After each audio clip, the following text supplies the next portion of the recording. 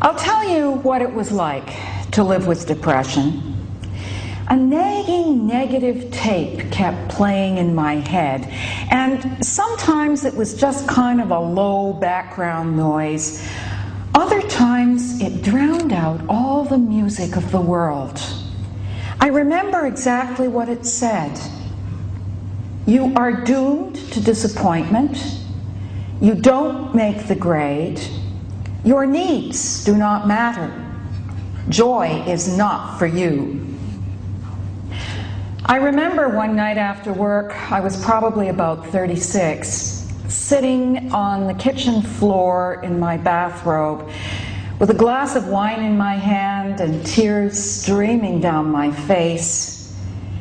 My son Ben was 9 years old, and he said to his father in a small, plaintive voice that just tore at me, "Dad, why is Mom crying?" My husband said he didn't know. I didn't know either. All I knew was that I absolutely despised myself for being trapped in my own god-awful pain when my family needed a mother and a wife.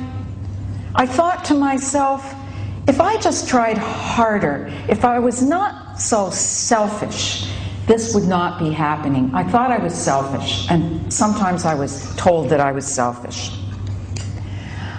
I felt utterly alone, but of course you can guess, you know, I belonged to a vast and silent horde. 1 in 5 people are going to suffer from depression at some point in their lives. It's been called the common cold of mental illness. Doesn't that sound benign? Well, every year, 4,000 Canadians take their own lives because of depression and other mental illnesses. Many of these people are so shockingly young. They should have years and years of productive life ahead of them. Years to build, lead, nurture, create, to learn and share their learning. That is a lot for Canada to be losing. When somebody is fighting cancer, everybody talks about how brave, how gallant they are, how inspiring. With mental illness, it's a different story. I know a woman who's been fighting a serious mood disorder for longer than I've been on this earth. Once she tried to kill herself. She turned to a friend for support, and the friend said to her, "Everybody has troubles, you just caved in." I wish that so-called friend could be sitting here tonight. I'd like to tell her, face to face, look, I too have had a mental illness. It runs in my family, and I am not ashamed. And it has not stopped me from having fun. It has not stopped me from living my life or achieving my goals. Because I have learned the hard way that people with mental illnesses can fight just as hard as anybody with a physical illness. The difference is that we don't get any credit for trying. Talking about mental health, telling the truth about it, naming the names was part of my mission at Chatelaine. Because I shared my own experience, readers trusted me with theirs, and I got a lot of amazing letters. The one that particularly stays on my mind came from a young husband and father who was unable to work because of a disabling depression.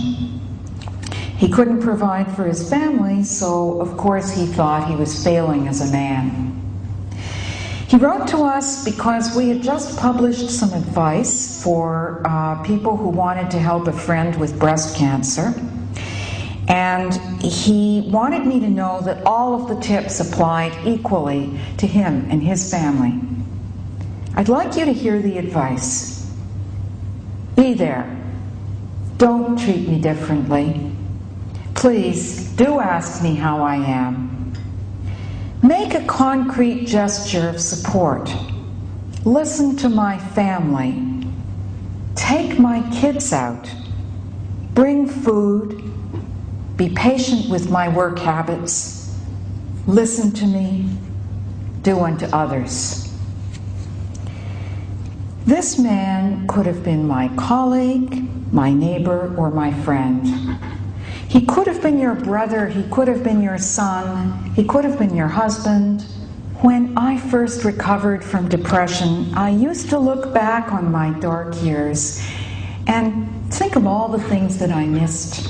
I'd think about the fun that I didn't have, the adventures that I didn't pursue, the contributions I just didn't have the energy to make. I've come to see, though, that if not for depression, I would not be the woman I am today. I would not be able to speak for people who can't speak for themselves.